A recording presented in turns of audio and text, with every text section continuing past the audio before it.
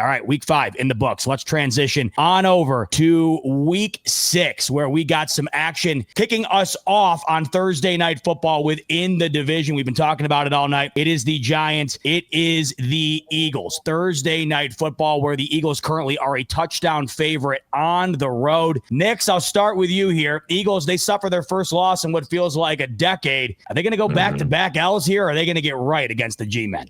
Yeah, right. Yeah, no. I mean, yeah, this is Philly's going to win and they're going to cover. So, yeah, I don't give the Giants any type of fighting chance here at all. Accountability. Man, I'm big on the meeting, man. The meeting, and they're going to form short week. That meeting, those three are going to have a huge game Thursday night. Simone, I know it's the NFC Eagles show, but I got to give a little love to the Giants. I got to give a little bit of glimmer of hope here. Rio, is there a glimmer of hope on Thursday night? Hell no. Hell no. It is get right week. It is homecoming week. It's when the colleges bring some FBS school to come in. You bring out your Easter Sunday suits, put on your Sunday's best, and you get them right. Yeah, they're going to dog these boys on Thursday. Simone, I got a feeling you're aligned with the fellas down here. Are the Eagles walking into MetLife and walking out with a massive dub? This is Saquon's week, okay? Saquon has been humble and hungry throughout this whole season. We know Saquon hasn't been his best this season. It's been a compilation of things.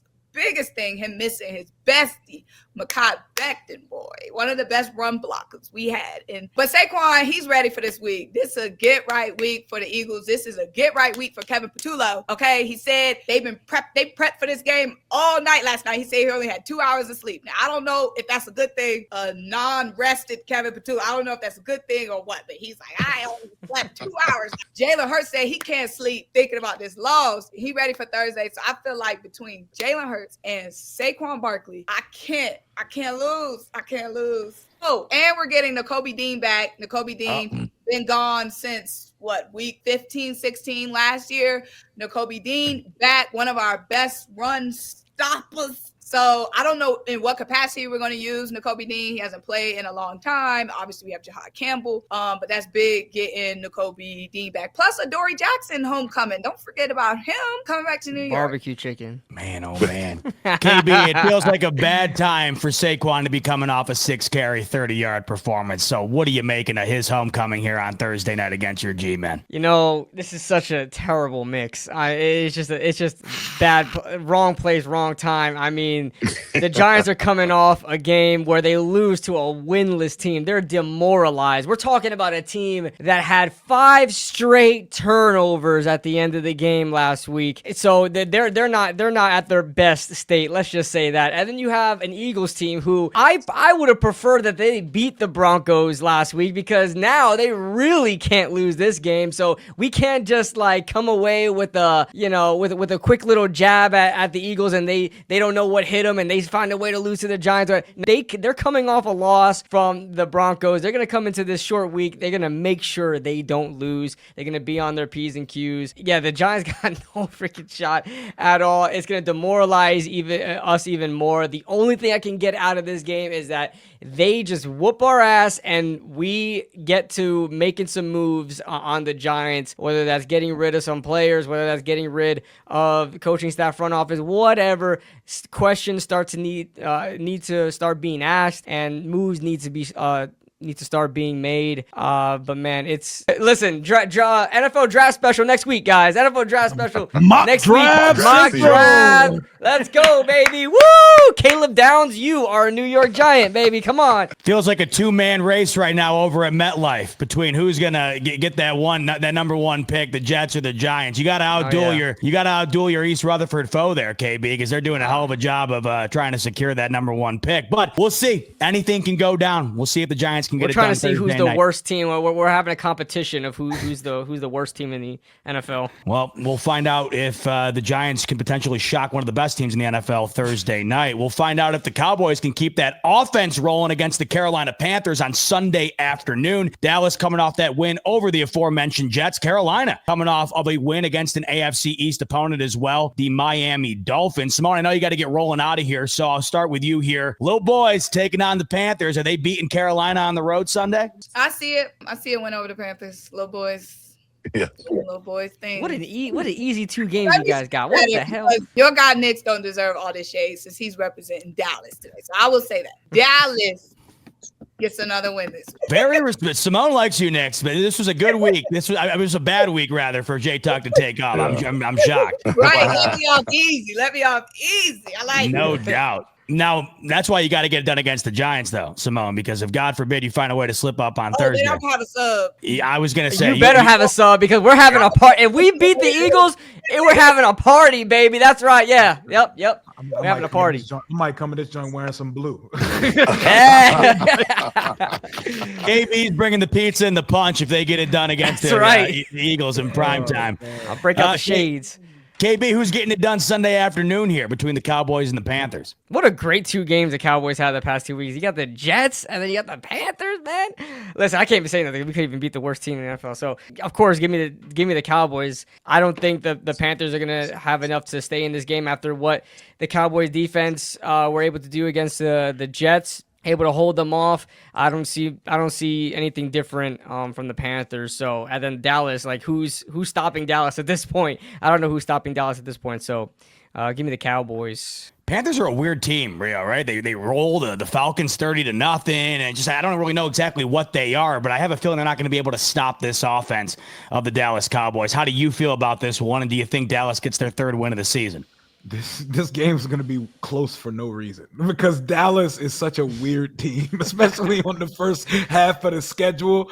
And it's a Rico Dowdle revenge game. Rico Dowdle had 200 yards on Sunday. Yeah. 200 yards. Did you hear what he said in the post game? Now, what'd he say?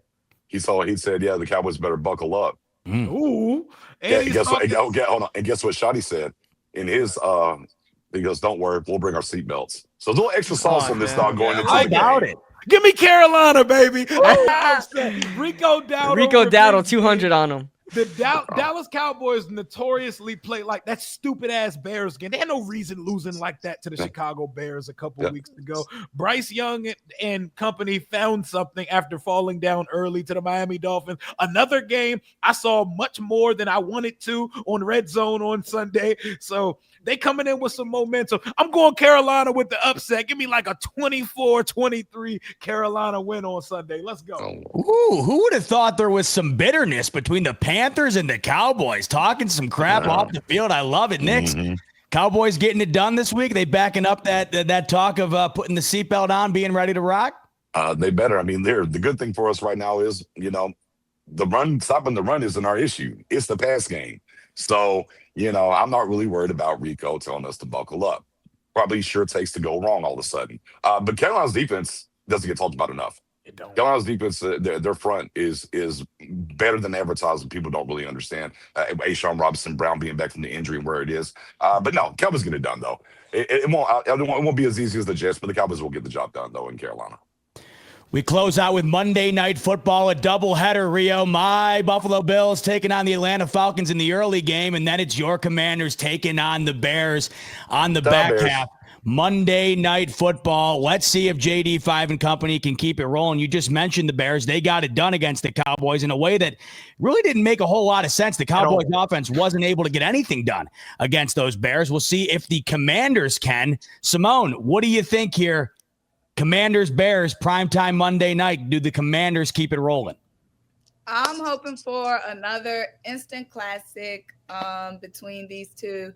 Please I would love for the Bears to win this game, but I'm going to have to go with Washington here. Not too much.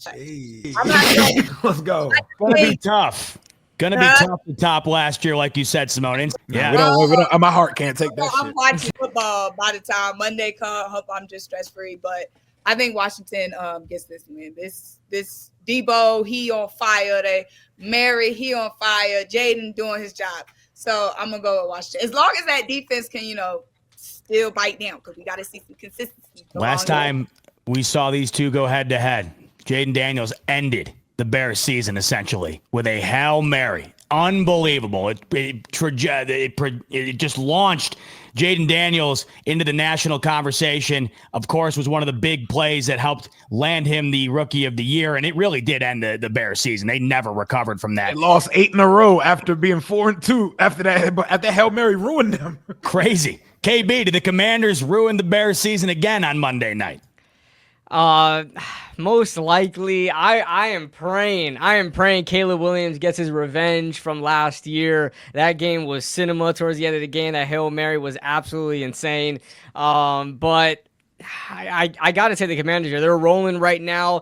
Defense, who a lot of people had a question about with Washington, they seem to be just fine. And then the offense picked up right where they left off when Jaden Daniels came out. So now he's back in. The Commanders shouldn't have a reason to lose this game. So I got to take Commanders. Commanders, says KB. What about you, Nix? What do you think goes down Monday night? Yeah. Rio's going to join me over on the couch, and we'll both talk about how both our teams lost to the Bears this year. Because Ben Johnson's going to dial it up against Joe Witten's defense, and I think the Bears are going to sneakily get him a win. I would love that. He had to pick them. I picked Carolina. He had to. He had to, Yeah. It's only fair.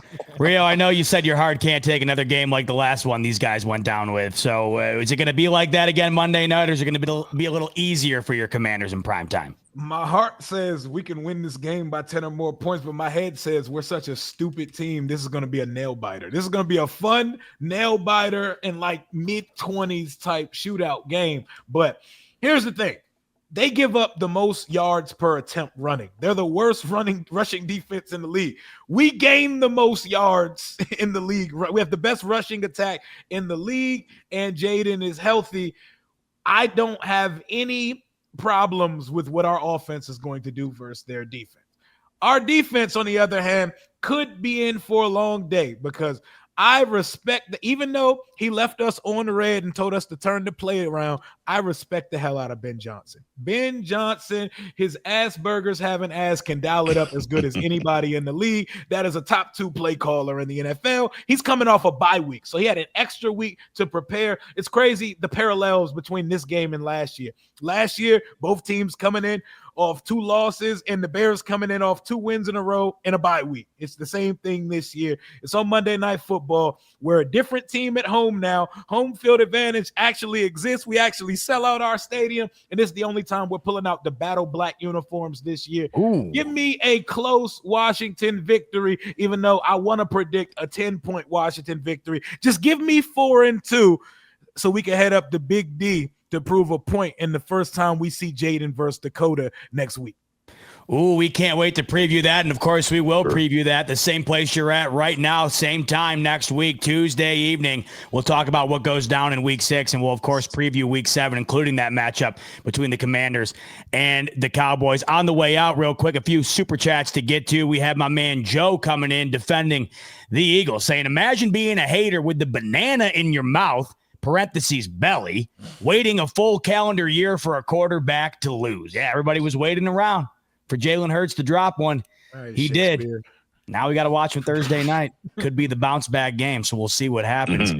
By the way, Simone's on vacation, so we appreciate her sticking around a little longer than usual, but she has to bounce out. Speaking of Simone, I got a super chat coming in here saying, Linda's saying, do you guys give out wrenches? I think that's a mod. Someone is getting seriously personal with Simone. Well, I'm not looking at the chat, but let's not be doing that.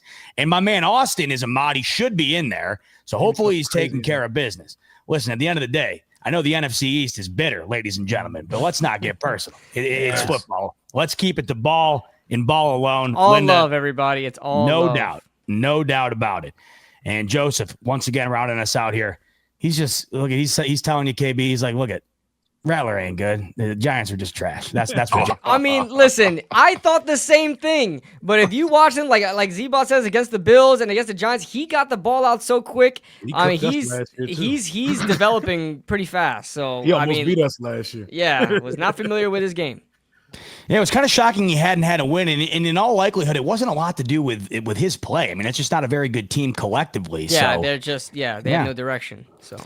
Yeah, well, hey, there you have it. We recapped week 5. We previewed week 6. We look forward to being with you again next week to talk about what went down this upcoming weekend. And, of course, look forward to week 7. The season's motor, ladies and gentlemen. We've appreciated you hanging out with us all the way up until this point. Well over 600 of you in the building. On the way out the door, like button if you could, subscribe button if you could. And we look forward to hanging out with you again next week. In the meantime, for Simone, KB, Rio, and my man Nick's filling in for Jay Tuck, I'm your host, Z-Bot. Thanks so much, as always, for tuning into the NFC East Roundtable, and we'll see you on the next one. Roundtable Sports Network is your one-stop shop for all things NFL, with daily live shows covering all 8 divisions in the league, hosted by the best content creators on the web, all on one network. Catch the AFC East live every Monday at 7 p.m. and on Wednesdays at 6 p.m. The AFC West Roundtable live Tuesdays at 6:30 p.m. The AFC North Roundtable live every Wednesday at 6 p.m. The AFC South Roundtable live Tuesdays at 7 p.m. The NFC East Roundtable live every Tuesday at 6 p.m. The NFC West Roundtable live at 9 p.m. on Tuesday nights. The NFC North Roundtable is at 6 p.m. on Wednesdays, and the NFC South Roundtable is live Tuesdays at 8 p.m. EST. And of course, fourth and forever, the flagship show of Roundtable Sports Network, covering all things NFL at 1 p.m. Eastern Standard Time on the Roundtable Sports YouTube channel. Real coverage, real fans.